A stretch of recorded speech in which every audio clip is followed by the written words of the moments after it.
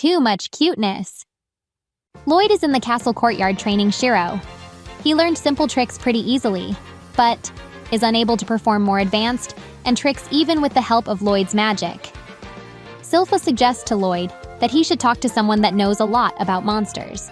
They both realize that they do know someone who is an expert on monsters. Princess Alise's garden tower is just behind the castle. They arrive at Alise's courtyard, which is filled with all sorts of animals. Reptiles, birds, and even monsters are kept here. Alise, the 6th princess of Saloum, and is 3 years older than Lloyd. Alise notices Lloyd and rushes down the steps in order to greet him.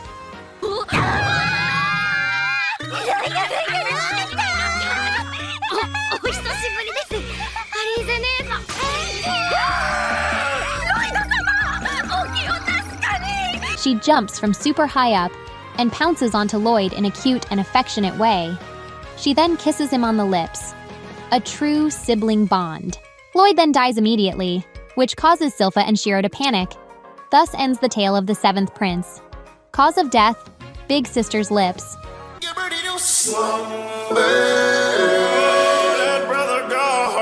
Silpha claims that she'll need to revive him with a kiss. A maid named Alise starts coming down the steps and starts criticizing Alise for kissing Lloyd on the lips every time they meet.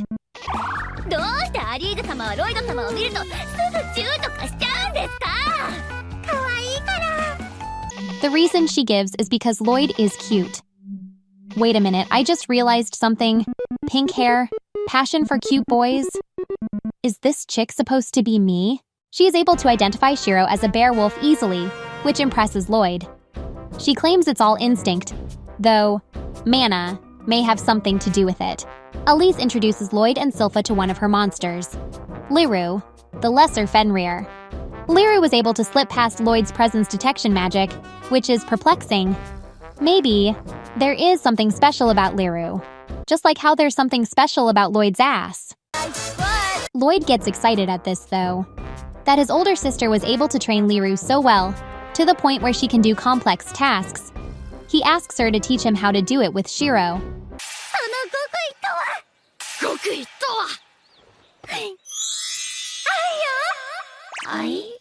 She tells him the secret to doing this is love. I love you.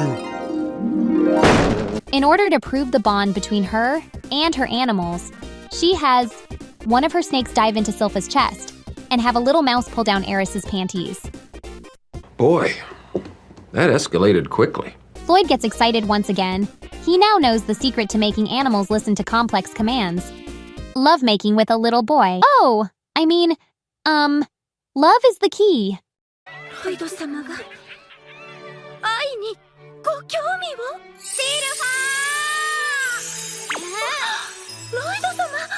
Imagining Lloyd being in love with me gives me happy thoughts. Lloyd figures out the key to directly giving orders to animals in his own way. He noticed that his sister is directing mana from her head instead of verbally to order the animals around. Share a mental image of the order instead of verbalizing it in order for the animal to understand. Shiro then proceeds to run around Lloyd several times and then jump into the air while barking. Lloyd seems to have successfully figured out how to directly order animals with his mind.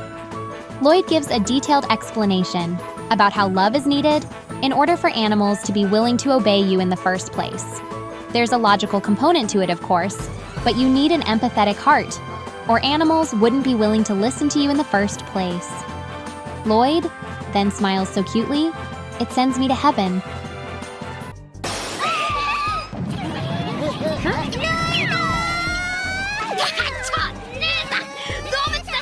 All of the girls and animals attempt to grape him afterward. Later on, Lloyd and Silpha run into Prince Albert. Albert tells them that he needs to talk to Lloyd. Albert wants to introduce another prince to Lloyd, 4th Prince Diane, who's also a hottie. I keep saying this over and over again, but the character designs for this show are incredible. Diane is also extremely hot, just like his two brothers. Lloyd is the best, of course, but Albert and Diane are some of the hottest anime dudes.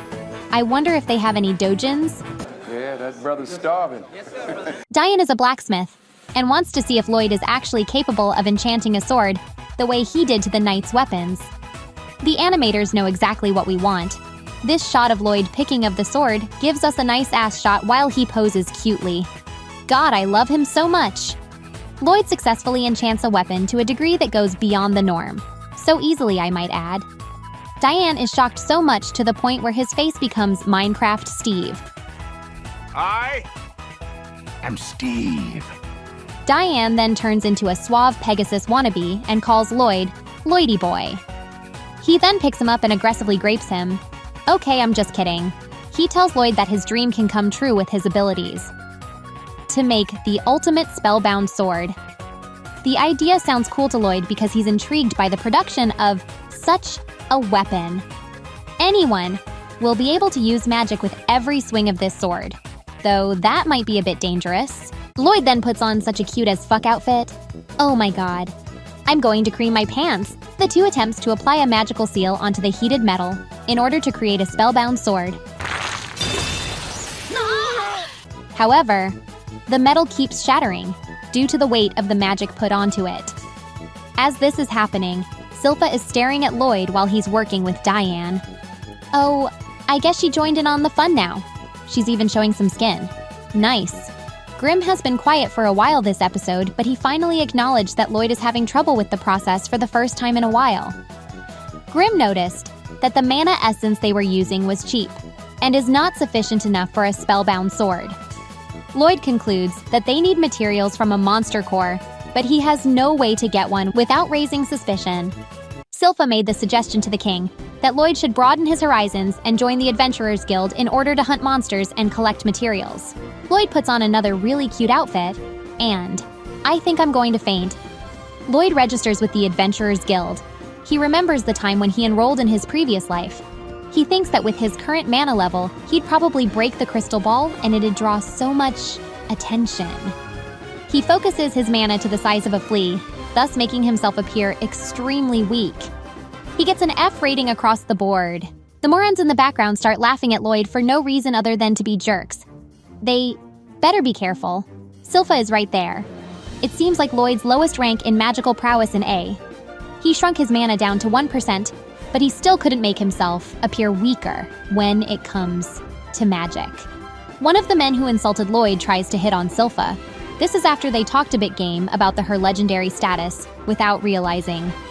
Silpha cuts off his mustache, which rightfully frightens all of them. Out of nowhere, Tao arrives to join the party.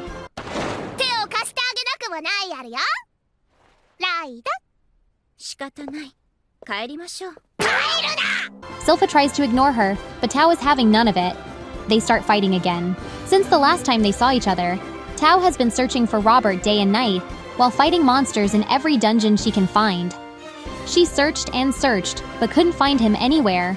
She did it so often that she ended up becoming as strong as an A-rank adventurer. In exchange for helping Lloyd, she wants to go on a date with Prince Albert as a consolation prize.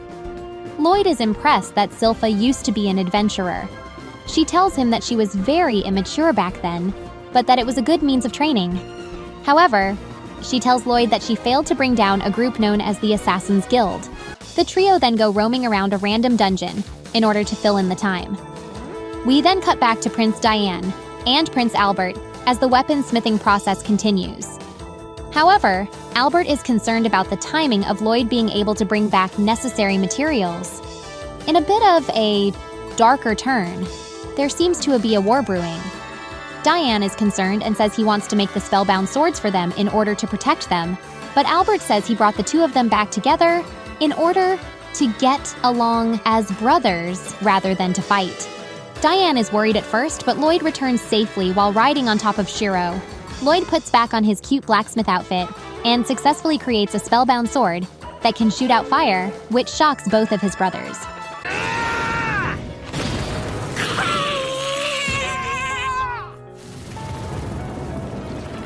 Later that night, Lloyd senses a mysterious figure in the courtyard. She's a little girl with dark skin and purple hair. She's also a cutie, and I can't wait to see her introduced. All right, see you guys next time.